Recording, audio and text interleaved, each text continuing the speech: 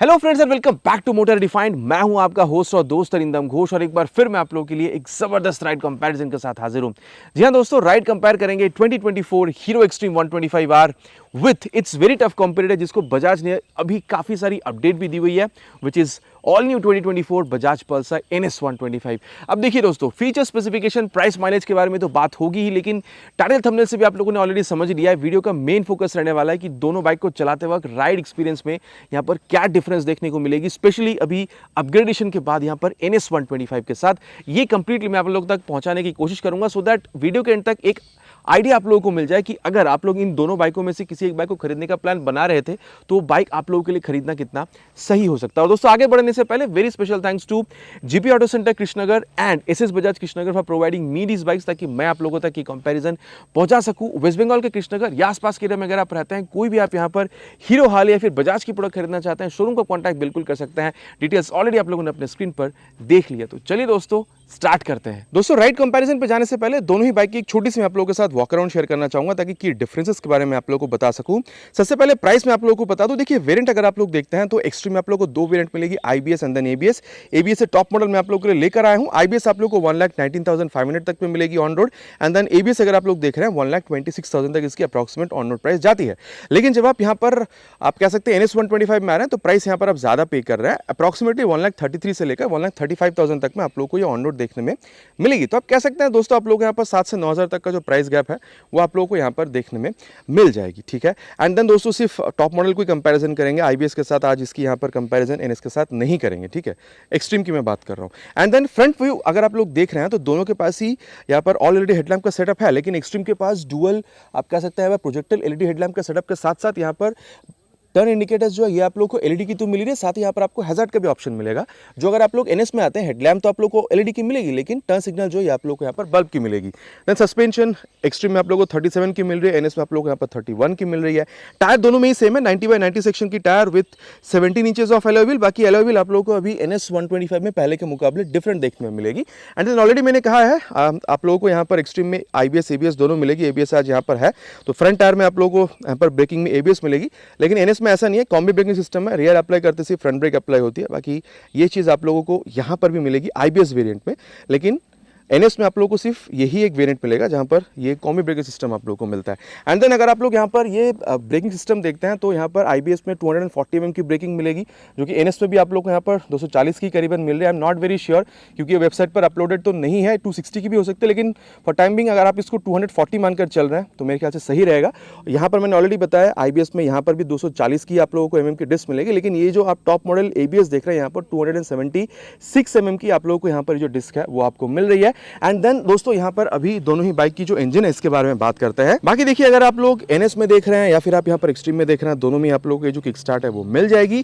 NS की जहां तक बात है दोस्तों, यहाँ पर आप लोगों को 124.7 cc SOHC 4 valve air cool fuel injected engine जो है वो आप लोगों को मिल जाएगा with 12 PS of power and 11 newton metre of max torque.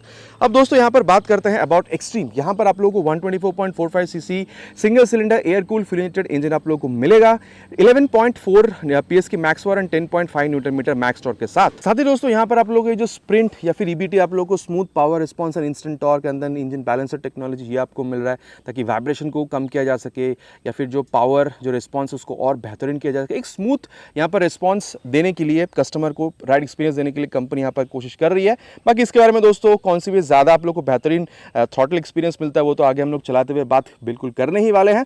एक और चीज़ देखिए, अगर आप लोग NS में देखते हैं तो यहाँ पर आप लोग को जो इंजन काउल है वो मिलेगी, लेकिन एक्सट्रीम में आप लोग को वो चीज़ नहीं मिल रही है। अब अगर मैं आप लोग को रियर के सेक्शन के बारे में बताऊं, यहाँ पर भी दोनों में टायर सेम है, 120/80 with 17 inches of alloy wheel, दोनों में 130 mm की ड्रम ब्रेक, और दोनों में ही आप लोगों को जो एडजस्टेबल मोनोशॉक सस्पेंशन है वो आप लोगों को यहाँ पर देखने में मिल रही है। सीट हाइट में डिफरेंस है दोस्तों, यहाँ पर 794 mm की सीट हाइट, NS में आप लोग को 805 mm का सीट हाइट, यहाँ पर 12 लीटर की टैंक, यहाँ पर आप लोग को 10 लीटर की टैंक। माइलेज दोनों में आप लोगों को अप्रॉक्सीमेटली 50 से 60 के बीच में देखने को मिल सकती है। बाकी NS में थोड़ी सी कम होगी, मतलब 45 से 50, यहाँ पर आप लोग 50 to 60 मानकर चल सकते हैं। एंड देन अगर आप लोग ग्राउंड क्लियरेंस देख रहे हैं तो आप लोग को एनएस में 179 की, यहाँ पर 180 की, तो इससे बहुत ज़्यादा डिफरेंस नहीं है, लेकिन वेट में डेफिनेटली डिफरेंस है। यहाँ पर एक्सट्रीम में 136 किलोग्राम, यहाँ पर आप लोगों को 144 किलोग्राम, तो 8 यहाँ पर कह सकते हैं कि किलोग्राम की डिफरेंस है। बाकी दोस्तों कुशनिंग कैसी है इसके बारे में आगे बात करेंगे, लेकिन हाँ अगर आप लोग एक्सट्रीम में देख रहे हैं 5'3" तक की हाइट एनएफ होगी, और पल्सर में आप लोगों को यहाँ पर करीबन 5'4", 5'5" तक की हाइट एनएफ होगी इस बाइक को मैनेज करने के लिए। अब दोनों ही बाइक में दोस्तों आप लोग को E20 की स्टिकरिंग जो है वो भी मिलेगी, तो दोनों ही बाइक में आप लोग फ्लेक्स व्हील के साथ भी रन करा सकते हैं। बाकी हैंडल बार अगर आप लोग देख रहे हैं एनएस में आप लोगों को क्लिप ऑन मिलेगा, यहाँ पर आप लोगों को काफ़ी चौड़ी मिलेगी एक्सट्रीम में, लेकिन यहाँ पर क्लिप ऑन आपको नहीं मिलेगा। दोनों में दोस्तों आप लोग को यहाँ पर ब्लूटूथ एनेबल मीटर कंसोल जो है वो भी आप लोगों को देखने में मिल जाएगा।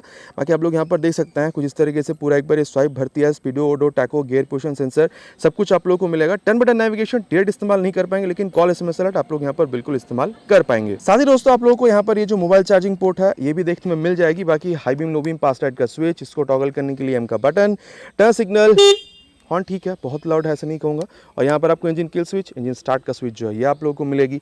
एंड देन अगर आप लोग यहाँ पर दोस्तों एक्सट्रीम में आते हैं तो आप देख सकते हैं यहाँ पर भी आपको ब्लूटूथ मिलेगी, लेकिन यहाँ पर आप लोग 10 बटन नेविगेशन यूज़ नहीं कर पाएंगे, सेम जैसे आप लोगों ने अभी यहाँ पर आप कह सकते हैं पल्सर में आपने देखा है। एंड देन अगर आप लोग देख रहे हैं तो मोबाइल चार्जिंग पोर्ट जो है ये भी आप लोग को यहाँ पर मिलेगी। हैंडल बार आप लोगों को काफ़ी चौड़ी मिल रही है। स्विच गेज में आप लोगों को थोड़ी सी डिफरेंट मिलेगी, पास लाइट का switch, high beam, low beam अलग से है, ये हजार्ड लैंप का स्विच एक्स्ट्रा आपको मिल रहा है, टर्न सिग्नल, हॉर्न यहाँ पर भी सेम है, और यहाँ पर इंजन की स्विच, स्टॉप स्विच को इंटीग्रेट कर दिया गया है। एंड देन अगर आप लोग मीटर कंसोल देखते हैं यहाँ पर भी आप लोगों को स्पीडो, odo, tacho, gear position sensor सब कुछ आप लोगों को देखने मिल जाएगी विद कॉल SMS अलर्ट्स।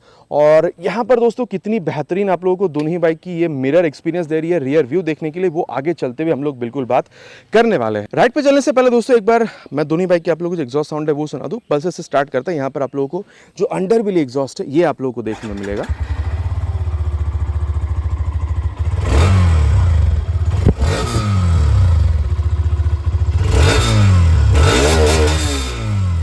और दोस्तों अब हम लोग यहाँ पर जो एक्सट्रीम है इसकी भी आवाज़ सुनेंगे। बाकी यहाँ पर आप लोगों को रेगुलर एग्जॉस्ट जो है वो आप लोगों को यहाँ पर देखने में मिल रही है।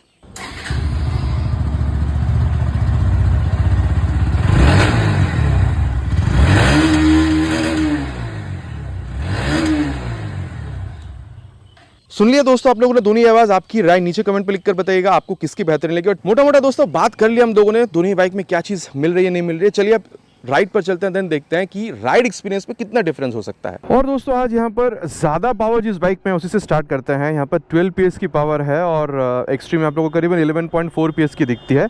लेकिन स्टार्ट करने का कारण ये है दोस्तों क्योंकि कंपनी एक्सट्रीम में दावा करती है स्प्रिंट, ठीक है, आप कह सकते हैं कि smooth power and instant torque, तो वो चीज़ वहाँ पर परखेंगे कि इस बाइक को चलाने के बाद वहाँ पर आपको क्या फील होता है। बाकी बहुत ज़्यादा डिफरेंस तो है नहीं, यहाँ पर 12 और वहाँ पर 11.4 के करीब। अब जब आप बैठ हैं तो देखिए डेफिनेटली यहाँ पर ये जो सीट हाइट ज़्यादा है वो आपको फील होगा। एंड देन सीट जो है ये कंफर्टेबल है, ना सॉफ्ट एंड ना ज़्यादा हार्ड। और देखिए ये रेयर फिटेड फुटपेग तो आपको मिल ही रहा है। हैंडल बार अब हल्का सा आपको झुकना हो रहा है, बहुत ज़्यादा झुकने में नहीं पड़ रहा, और स्पेशियस तो है ही, चाहे आप बैठे हो फिर पिलियन, या फिर पिलियन के लिए तो पीछे ग्रैब हैंडल भी आपको मिलेगा। और चलिए अब यहाँ पर टाइम वेस्ट ना करते हुए स्टार्ट करते हैं। फर्स्ट गियर पे इसको ऑलरेडी रखा है मैंने।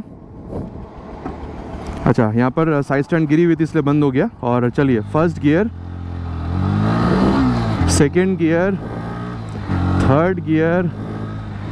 भाई देखो 125 सीसी के हिसाब से जितना रिस्पांस मिलना चाहिए उतना मिल रहा है। हाँ अब देखिए वेट इसकी थोड़ी ज़्यादा है, करीबन 144 के हिसाब से, तो उस हिसाब से आप कह सकते हैं कि इनिशियल रिस्पांस में थोड़ी सी आप लोगों को वो कमी फील होगी।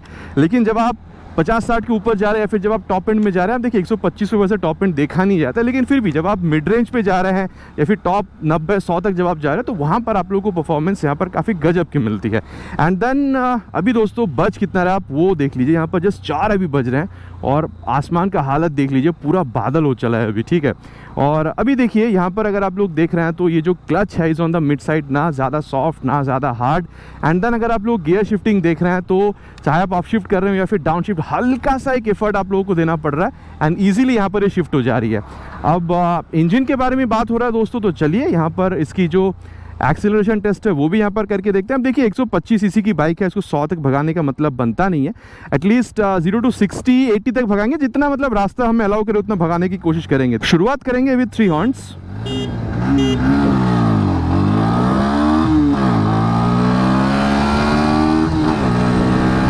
आप लोगों ने 60 देख लिया है, लेट्स सी कितना दूर हम लोग जा सकते हैं आगे।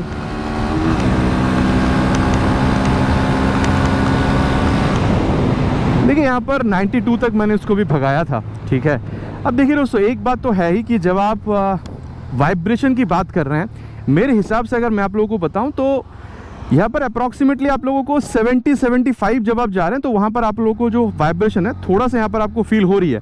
अब इतना भी नहीं है कि इस बाइक को आप खरीदें ही ना। अब देखिए, जैसे मैंने यहाँ पर जूते या फिर जैसे मैंने ग्लव्स पहनी हुई है, तो मुझे टू बी वेरी ऑनेस्ट बहुत ज़्यादा मुझे यहाँ पर समझ में आई नहीं है। तो अगर आप लोग जूते ग्लव्स के साथ चला रहे हैं, मेरे हिसाब से vibration is not a very much problem for you. And मैं इतना कह सकता हूँ दोस्तों, कंफर्टेबल क्रूजिंग स्पीड आप 80 से 90 के बीच में यहाँ पर इसको मानकर चल सकता है। देखिए, कैपेबल है कि ये बाइक 100 के ऊपर भी जाएगी, लेकिन कंफर्टेबल जहाँ पर बहुत ज़्यादा वाइब्रेशन नहीं है, या फिर आप स्टेबिलिटी अगर आप कहते हैं तो, क्योंकि पहले के मुकाबले अभी यहाँ पर मतलब पहले 80 थी, यहाँ पर फ्रंट में भी 90 और पहले 100 सेक्शन की थी, अभी 120 सेक्शन की टायर आपको मिल रही है। तो पहले के मुकाबले अभी डेफिनेटली आप लोगों को जो स्टेबिलिटी है वो आप लोगों को यहाँ पर बेहतर तो देखने में मिल रहा है। तो कंफर्टेबल क्रूजिंग स्पीड 80 से 90 के बीच में मान कर चल सकते हैं, जहाँ पर स्टेबिलिटी भी आपको काफ़ी गजब मिलेगी और वाइब्रेशन का भी एहसास आपको बहुत ज़्यादा यहाँ पर फील होने नहीं वाला है। अब एक और चीज़ है दोस्तों, यहाँ पर इसको पेरीमीटर फ्रेम मिला हुआ है, तो ये देखिए कॉर्नरिंग में आप लोगों को यहाँ पर काफ़ी गजब का रिस्पांस जो है वो आप लोगों को यहाँ पर मिलेगा। अब देखिए, मैं रिकमेंड नहीं करूँगा कि आप बहुत ज़्यादा स्पीड पर कर रहे हो, लेकिन ऐसे छोटा मोटा स्पीड पर जैसे मैंने आपको भी दिखाया है, इस पर आप यहाँ पर कर सकते हैं। बहुत ज़्यादा मेरे हिसाब से आपको प्रॉब्लम होगी नहीं। एंड देन अगर आप लोग यहाँ पर ब्रेकिंग देख रहे हैं तो उसको भी दोस्तों टेस्ट करना तो बिल्कुल बनता है। और चलिए अब यहाँ पर फ्रंट की जो ब्रेक है सबसे पहले उसी को टेस्ट करेंगे 55 पर ले जाके, एंड देन फ्रंट ब्रेक। देखिए, मैं कहूँगा ब्रेक रिस्पांस जो है वो आप लोगों को काफ़ी तगड़ा मिल रहा है। देखिए, I am not very sure कि फ्रंट में 240 की है कि 260 की है, लेकिन मेरे हिसाब से ये जो टायर यहाँ पर बढ़ाया गया है साइज़, एंड देन इसके बाद यहाँ पर ये पहले आप लोगों को जो आप कह सकते हैं पेट्रोल डिस्क मिलता था उससे भी हट के यहाँ पर ये जो नॉर्मल डिस्क दी गई है ना, उसमें थोड़ी सी आप लोगों को ब्रेकिंग रिस्पांस जो थोड़ी सी बेहतर देखने में मिलती है। ये मेरा मानना है। आप लोग अगर ऑलरेडी टेस्ट राइड ले चुके हैं बाइक की, तो आप लोगों का क्या एक्सपीरियंस है ब्रेकिंग में वो आप लोग बताइएगा। बाकी फ्रंट जो रिस्पांस आपको मिलेगा ब्रेकिंग में से वो काफ़ी बेहतरीन मिलेगी। एंड रियर में भी है दोस्तों, यहाँ पर रियर ब्रेक को यूज़ करेंगे 57 पे मैंने यहाँ पर इसको प्रेस कर दिया है।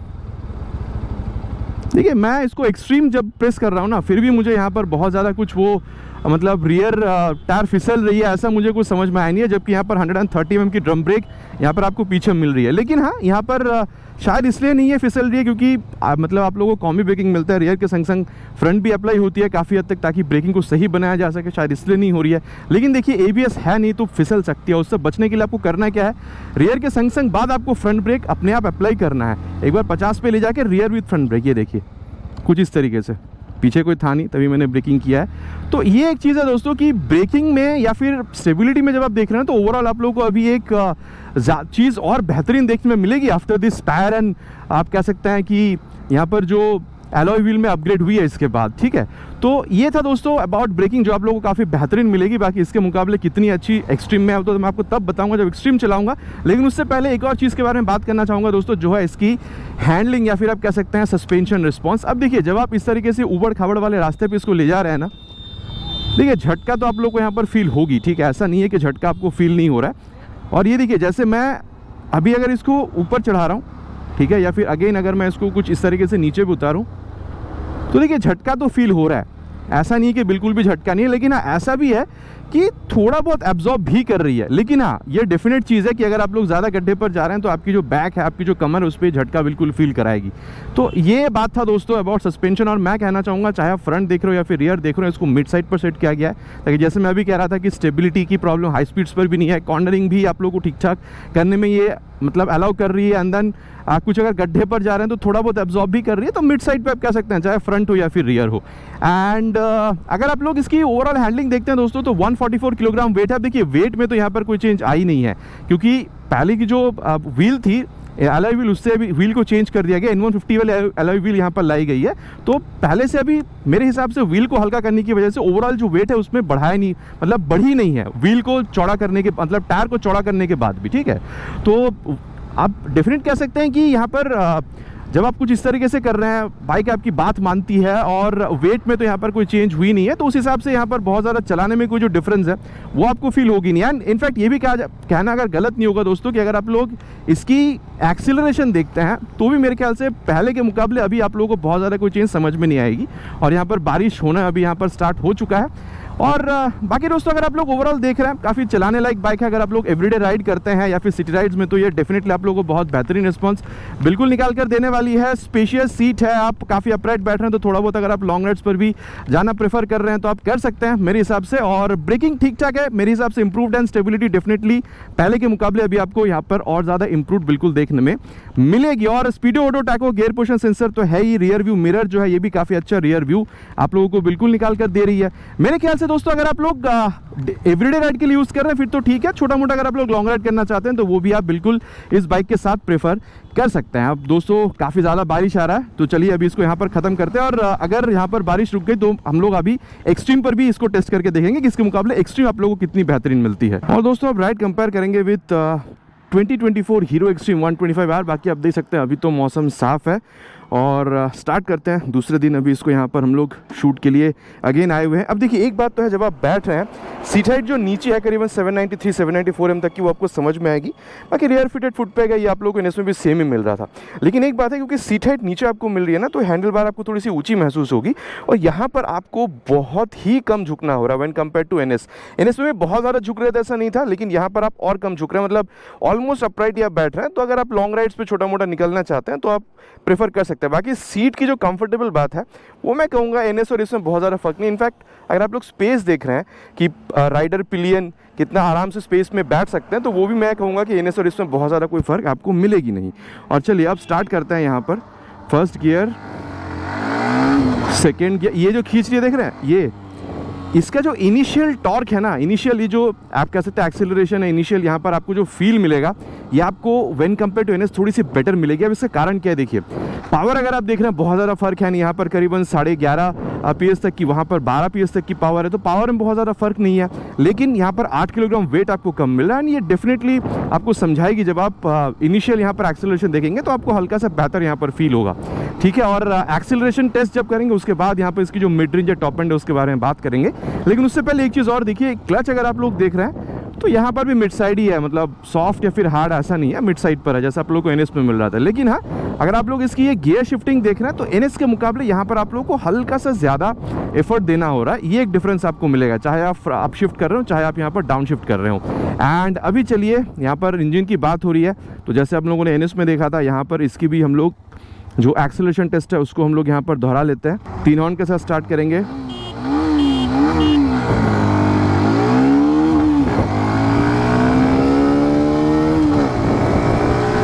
सिक्सटी तक आप लोगों ने देख लिया है, टाइम फॉर 80-90 बिकॉज 100 तक खींचने का मतलब नहीं, लेकिन यहाँ तक रोड हमें अलाउ करे। ऑलमोस्ट 100 तक इसको खींच लिया हम लोगों ने।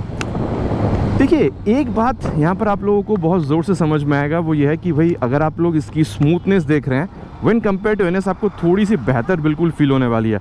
जी हाँ दोस्तों, मतलब मैं कह सकता हूँ जैसे मैंने आपको NS में क्या बताया था 80-85, यहाँ पर अगर आप 90-95 तक भी देख रहे हैं तो भी आपको यहाँ पर वाइब्रेशन बहुत ज़्यादा फील नहीं हो रही है।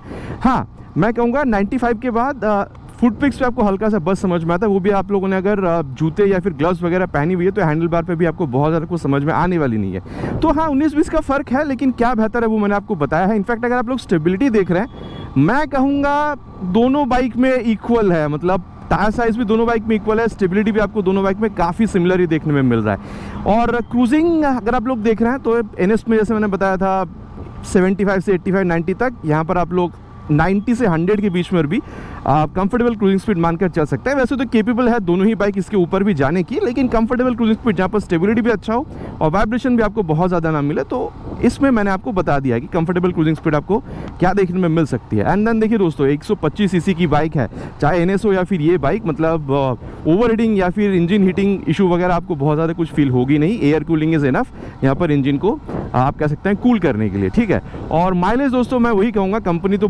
क्लेम बहुत ज़्यादा ही करती है 60 के ऊपर, लेकिन आप 50-55 तक तो आराम से मान कर चल सकते हैं। इनफैक्ट अगर आप लोग क्लच थ्रॉटल गियर का बहुत ज़्यादा उपयोग ना किए हुए, जैसे मैं अभी यहाँ पर हाईवेज पे चला रहा हूँ, ऐसे अगर आप लोग रास्ते का इस्तेमाल करते हैं तो मेरे ख्याल से 60 भी पॉसिबल है मिल पाना, अगर आप लोग टॉप गियर में डाल के 60-70 की स्पीड पे अगर आप लोग चलाते हैं तो। बाकी देखिए बाइक को लॉन्च हुए काफ़ी समय हो गया, अगर आप लोगों को यहाँ पर कुछ भी एक्सपीरियंस है अबाउट द माइलेज कम या ज़्यादा जो मैंने यहाँ पर क्लेम किया है तो आप लोग नीचे प्लीज़ कमेंट पर लिख कर बताइएगा, ताकि जो एग्जैक्ट माइलेज है, यूज़र एक्सपीरियंस हमें यहाँ पर पता चल सके। बाकी दोस्तों देखिए, मैं इतना कह सकता हूँ कि NS के मुकाबले अगर आप लोग एक्सेलरेशन देख रहे हैं तो डेफिनेटली यहाँ पर ये चीज़ आपको थोड़ी सी बेहतर मिलेगी, 0 to 60 एटलीस्ट अगर आप लोग देख रहे हैं। लेकिन अगर आप लोग मिड रेंज या फिर टॉप एंड देख रहे हैं ना, तो मेरे ख्याल से स्पेशली देखिए, अगर मिड रेंज भी देखा जाए तो NS और यहाँ पर आप लोगों को बहुत ज़्यादा फर्क समझ में नहीं आएगा। लेकिन टॉप एंड में जब आप जा रहे हैं तो NS थोड़ा सा बेहतरीन परफॉर्मेंस देगी, मतलब 100 के बाद अगर आप लोग देख रहे हैं, 90-100 के बाद, तो इनिशियल मिड रेंज इसके अब बहुत ज़्यादा बेहतरीन मान सकते हैं। लेकिन टॉप एंड आप लोगों को NS में थोड़ी सी बेहतरीन आप लोगों को समझ में आ सकती है। कितना अच्छा यहाँ पर ये बेहतरीन कॉर्नरिंग एक्सपीरियंस देती है, इससे आप लोगों को पता चलेगा। ये देखिए, जब आप इस तरीके से कर रहे हैं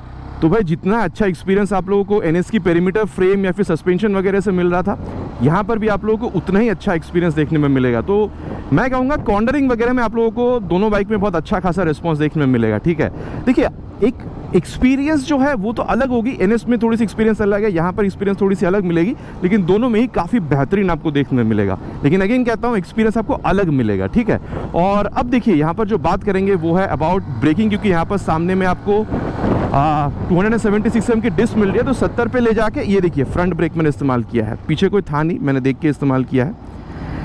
देखिए, मैं कहूँगा कि डेफिनेटली यहाँ पर क्योंकि डिस्क साइज़ बड़ी है, आप लोगों को बेहतर ब्रेकिंग रिस्पांस तो मिल ही रहा है व्हेन कंपेयर टू NS। लेकिन मैं ये कहूँगा इसकी यहाँ पर अगर आप लोग IBS वेरिएंट में जाते हैं, बाकी ये तो ABS वाली वेरिएंट है, IBS वेरिएंट में भी आप लोगों को सेम 240 mm की डिस्क मिल जाएगी। तो वहाँ पर से अगर आप लोग NS को मिलाएंगे तो दोनों में सेम रिस्पॉन्स मिलेगा। लेकिन क्योंकि ये जो ABS वर्जन है, डिस्क साइज़ बड़ी है, तो डेफिनेटली यहाँ पर फ्रंट में जो ब्रेक आप कह सकते हैं रिस्पॉन्स है, वो आप लोग को यहाँ पर बेहतरीन मिलेगा। ठीक है, और कहीं ना कहीं आपको NS से थोड़ी अच्छी ही देखने में मिलेगी। NS से भी काफ़ी बेहतरीन है, मैं ये नहीं कह रहा हूँ कि ख़राब है, लेकिन उससे मुकाबले में यहाँ पर आपको थोड़ी सी बेहतर मिलेगी। एंड अभी देखिए, हाँ एक बात है, ABS का जो इंट्रूशन है, भले यहाँ पर ABS दी गई है फ्रंट टायर में, फ्रंट ब्रेक में आप कह सकते हैं, लेकिन मुझे यहाँ पर इंट्रूशन समझ में नहीं आई है। और अभी चलिए इसकी जो रियर ब्रेक है उसको भी हम लोग इस्तेमाल करेंगे।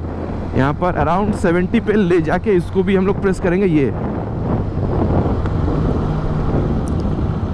देखिए, एक बात जो मुझे समझ में आई है कि दोनों में ही प्रोग्रेसिव नेचर है, बाकी दोनों में 130 mm की ड्रम ब्रेक दी गई है, तो इसमें बहुत ज़्यादा कोई फ़र्क नहीं है। लेकिन एक बात है, जब मैंने NS को ट्राई किया था उसमें जो ब्रेक लीवर था उसको बहुत ज़्यादा पुश करना पड़ रहा था, थोड़ा सॉफ्ट था। लेकिन यहाँ पर जो ब्रेक लीवर है, पैरों में जो ब्रेक लीवर दी गई है रियर ब्रेक के लिए, वो थोड़ी हार्डर साइड पे है। ठीक है, तो इतना सा आपको अलग मिलेगा, बाकी दोनों में ही आप कह सकते हैं प्रोग्रेसिव नेचर है, वो मैंने आप लोगों को यहाँ पर अभी बता दिया है। एंड अभी चलिए यहाँ पर, क्योंकि मैंने NS में भी आपको करके बताया था, तो यहाँ पर भी मैं आपको करके बताऊँगा। Rear with front brake rear के संग संग बाद अप्लाई करेंगे 65 पे ले जाके रियर विद फ्रंट।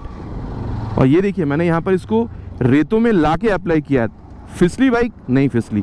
तो देखिए, एक बात तो डेफिनेट है कि अगर ABS है तो आपको यहाँ पर एक फ़ायदा तो मिलता ही है कि आप ज़्यादा कॉन्फिडेंट होकर ब्रेकिंग कर पाते हैं। तो इस हिसाब से मैं कहूँगा कि IBS वाली वर्जन से अगर आप लोग NS को मिला रहे हैं तो फिर बहुत ज़्यादा कोई फ़र्क आपको मिलेगी नहीं। लेकिन जब आप ABS वाली वर्जन से यहाँ पर NS को कंपेयर कर रहे हैं एक्सट्रीम की, तो मेरे ख्याल से एक्सट्रीम ओवरऑल आपको एक बेहतर ब्रेकिंग रिस्पॉन्स निकाल कर दे सकती है। बाकी अगर आप लोगों ने दोनों ही बाइक चलाई है तो आपका एक्सपीरियंस भी नीचे लिखकर शेयर करना प्लीज़ नहीं भूलिएगा। और अब दोस्तों जिस बारे में बात करेंगे वो है सस्पेंशन। ये देखिए, अगर इन जनरल देखा जाए तो मैं यही कहूँगा कि NS के जैसा ही फ्रंट और रियर दोनों को ही मिड साइड पर सेट करा गया। लेकिन अगर आप NS के मुकाबले इसको कंपेयर कर रहे हैं तो मैं कहूँगा यहाँ पर सस्पेंशन जो है थोड़ी सी ज़्यादा आपको सॉफ्टर मिलेगी। NS में आप लोगों को थोड़ी सी ज़्यादा स्टिफर मिल रही थी। ठीक है, अब इसके हिसाब से क्या हो रहा है, जब आप ये जो गड्ढे वगैरह पर से जा रहे हैं तो आप लोगों को ये थोड़ी ज़्यादा कंफर्टेबल राइड निकाल कर दे रही है। जो झटका वगैरह है आपकी बैक पे थोड़ा कम फील करा रही है। ठीक है, तो ये एक फ़र्क आप लोगों को मिलेगा। मैं कहूँगा देखिए, ये भी बहुत बढ़िया है, ऐसा नहीं है कि आपको कोई प्रॉब्लम दे रही है या फिर कॉर्नरिंग में, हाई स्पीड में या फिर गड्ढों पर प्रॉब्लम है। लेकिन मैं कहूँगा अगर आप लोग कॉर्नरिंग देख रहे हैं बिकॉज ऑफ द स्टिफनेस, जो कि NS में ज़्यादा आपको हल्की सी बेहतर परफॉर्मेंस मिलेगी। बाकी देखिए, यहाँ पर भी हाई स्पीड हो या फिर ये मतलब ये जो आप गड्ढे वगैरह पर चला रहे हैं, यहाँ पर आपको बहुत ज़्यादा कोई झटका वगैरह फील नहीं हो रहा। इनफैक्ट मैं कह सकता हूँ कि NS के मुकाबले गड्ढों पर आप लोगों को ये थोड़ी सी बेहतर ही या फिर कह सकते हैं थोड़ी सी ज़्यादा कंफर्टेबल राइड ये निकाल कर देने वाली है।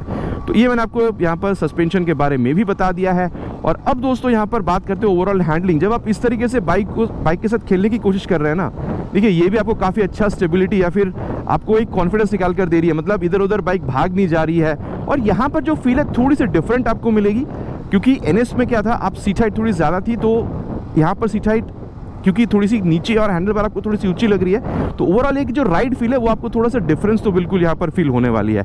बाकी देखिए वेट जो 8 किलोग्राम आपको एनएस में ज़्यादा मिल रहा है वो कहीं ना कहीं चलाते वक्त आपको हल्का सा समझ में आएगा। ऐसा नहीं है कि एनएस बहुत ज़्यादा भारी लग रही थी, बहुत ज़्यादा हल्का, लेकिन कंसिडरेबल आप कह सकते हैं 19-20 का फ़र्क होगा, लेकिन आपको एनएस इसके मुकाबले हल्का सा भारी फील होगा। और हाँ, भारी की वजह से कोई प्रॉब्लम है ऐसा नहीं है, बाकी आप कह सकते हैं कि वो अच्छा स्टेबिलिटी प्रोवाइड करती है, वैसा नहीं है। लेकिन यहाँ पर फ़र्क मतलब क्या मिल रहा है, यहाँ पर क्योंकि वेट कम है तो यहाँ पर एक्सेलरेशन ये बेहतर आपको बिल्कुल निकाल कर दे रही है, ठीक है। तो इतना सा फ़र्क आपको दिखेगा। बाकी देखिए mobile charging port, speedo, odo, tacho, gear position sensor, bluetooth connectivity वगैरह, जहाँ पर आप लोग कॉल SMS अलर्ट वगैरह एक्सेस कर सकते हैं, वो तो आप लोग को यहाँ पर दोनों ही बाइक में मिल रहा है। इनफैक्ट अगर आप लोग ये रियर व्यू मिरर देख रहे हैं, रियर व्यू मिरर भी आप लोगों को यहाँ पर भी अच्छा खासा रियर व्यू निकाल कर दे रही है। बाकी यहाँ पर थोड़ा ज़्यादा अपराइट बैठ रहे हैं, तो एवरीडे राइड के साथ अगर आप लोग लॉन्ग राइड्स के लिए भी थोड़ा बहुत निकलना चाहते हैं, मेरे ख्याल से एनएस के मुकाबले ये आपको थोड़ा ज़्यादा कंफर्टेबल राइड दे सकते हैं। इनफैक्ट अगर आप लोग स्पेस या फिर सीट की कंफर्टेबिलिटी देख रहे हैं तो मेरे ख्याल से एनएस और यहाँ पर बहुत ज़्यादा कोई फ़र्क आपको मिलेगी नहीं। और हाँ, डेफिनेटली अगर आप इसको एवरीडे राइड या फिर ट्रैफिक में भी यूज़ करते हैं तो काफ़ी बेहतरीन रिस्पॉन्स आप लोगों को यहाँ पर मिलने वाला है। मोटा मोटा दोस्तों बाइक में क्या है नहीं है, सब कुछ मैंने आप लोगों को दोनों ही बाइक के बारे में बता दिया। चलिए अब चलते हैं कंक्लूजन पे, देन बात करते हैं कि दोनों में से खरीदना आप लोगों के लिए कौन सा बाइक सही हो सकता है। दोस्तों अब सत्यवचन की घड़ी कंक्लूजन का समय है कि आप लोगों के लिए खरीदना कौन सा सही होगा, एनएस या फिर यहाँ पर एक्सट्रीम 125R। देखिए दोस्तों, सबसे पहला बात तो यह है कि प्राइस में एक आप लोगों को हल्का सा डिफरेंस तो दिखेगा। अगर आप लोग यहाँ पर एनएस में जा रहे हैं, आप कह सकते हैं कि 5 से 10 हज़ार के बीच में एक जो प्राइस गैप है वो आप लोगों को देखने में मिल जाएगी। वहाँ पर आप लोग ज़्यादा पे कर रहे हैं। स्पेसिफिक अगर कहा जाए तो 7 से 9 हज़ार रुपये तक। अब देखिए बात यह है कि एनएस की जो लुक है उसको लोग काफ़ी ज़्यादा पसंद करते हैं, एंड देन वहाँ पर अगर आप लोग हैंडलिंग देखते हैं, because of the fat tyres now, and then वो जो पेरीमीटर फ्रेम है, सस्पेंशन की सेटअप ऐसी है कि हैंडलिंग वहाँ पर आप लोगों को काफ़ी बेहतर मिल जाती है। इनफैक्ट अगर आप लोग देखते हैं तो अभी हेडलैम्प का सेटअप, एंड देन ये Bluetooth connectivity, mobile charging port, उसको एक कंप्लीट बाइक बनाती है। बस मुझे वहाँ पर एक चीज़ की कमी फील होती है, वो है ABS। अगर कंपनी ABS उसमें डाल देती तो शायद इस बाइक को काफ़ी ज़्यादा टक्कर देने लायक होती, लेकिन सिर्फ एक ही चीज़ है ABS, इसकी वजह से इस बाइक से वो थोड़ी सी पीछे रह जाती है। लेकिन हाँ, वेट की वजह से, जो मैं आप लोग को ऑलरेडी कह चुका हूँ कि वेट की वजह से इनिशियल थोड़ी सी उसकी कमज़ोर हो सकती है, लेकिन mid range top and performance जो है वो आप लोगों को NS में काफ़ी बेहतरीन मिलती है। तो अगर आप लोग को NS की लुक अच्छी लग रही है, अगर आप लोग को उसकी आवाज़ सही लग रही है, प्राइस अगर आप लोग 1,30,35 हज़ार रुपये तक अगर आप पे कर सकते हैं, अच्छी हैंडलिंग वाली बाइक चाहिए विथ बेटर माइलेज, मेरे ख्याल से NS 125 बहुत सही बाइक है। लेकिन दोस्तों जब आप इस बाइक पर आ रहे हैं, सबसे पहली बात तो यह है कि कंफर्टेबल वाली जो चीज़ है ना वो यहाँ पर आपको थोड़ी सी और ज़्यादा मिलेगी। सीट हाइट थोड़ी सी आपको यहाँ पर नीचे मिलेगी। देन अगर आप लोग देख रहे हैं तो यहाँ पर आप लोग को ब्लूटूथ कनेक्टिविटी भी मिलती है। देन यहाँ पर आप लोग को प्रोजेक्टर वाली चीज़ मिल रही है। देन यहाँ पर आप लोग को हज़ार्ड लैंप मिल रहा है। देन यहाँ पर आप लोग को मतलब सेफ्टी को और बढ़ाने के लिए यहाँ पर जो ABS वाली चीज़ है वो आप लोग को मिल रही है। मैं कह सकता हूँ कि डेफिनेटली ABS की वजह से यहाँ पर आप लोग को आपकी जो ब्रेकिंग या फिर जो सेफ्टी है वो और बेहतर यहाँ पर बिल्कुल महसूस होने वाली है। प्राइस भी आप लोग यहाँ पर कम पे कर रहे हैं। इन शॉर्ट आप ये कह सकते हैं दोस्तों कि अगर आप लोगों को यहाँ पर ये एक्सट्रीम की लुक अगर पसंद आ रही है, आपको चाहिए कि माइलेज भी आपको बेहतर मिले 50 से 60 के बीच में, एंड देन अगर आप लोग 1,20,25 हज़ार रुपये तक पे कर सकते हैं, हीरो पे अगर आपको भरोसा है, और साथ ही अगर आप लोगों को 125 सीसी में सेफ्टी सबसे ज़्यादा प्यारी है, ABS अगर आप लोगों को चाहिए ना, मेरे ख्याल से यहाँ पर ये जो बाइक है बिल्कुल यहाँ पर आप कह सकते हैं NS को टक्कर दे रही है। एटलीस्ट अगर आप लोग कुछ ना देख रहे हो, सिर्फ सेफ्टी देख रहे हो, तो भी आप लोगों को चीज़ यहाँ पर बेहतर मिल रही है। दोस्तों देखिए दोनों ही बाइक में क्या है नहीं है ये मैंने आप लोगों को यहाँ पर बता दिया। बाकी आप लोगों को क्या लगता है रिव्यू सुनने के बाद, NS अभी आप खरीदना चाहेंगे या फिर आप यहाँ पर एक्सट्रीम के साथ आना चाहेंगे? नीचे कमेंट में लिखकर बताना प्लीज नहीं भूलेगा। आशा करता हूँ दोस्तों वीडियो आप लोगों को पसंद आई होगी। आपको पता है पसंद आए तो क्या करना है, भाई को मोटिवेट करने के लिए वीडियो में एक लाइक, और अगर आप चैनल पर नए हैं तो सब्सक्राइब करके बेल बटन को ऑल पे क्लिक करना प्लीज नहीं भूलेगा। Again it's my request. बहुत जल्दी मुलाकात होगी दोस्तों इसी चैनल पे इसी तरीके के एक नया वीडियो में एक नए बाइक स्कूटर के साथ। Till then ride safe and जय हिंद।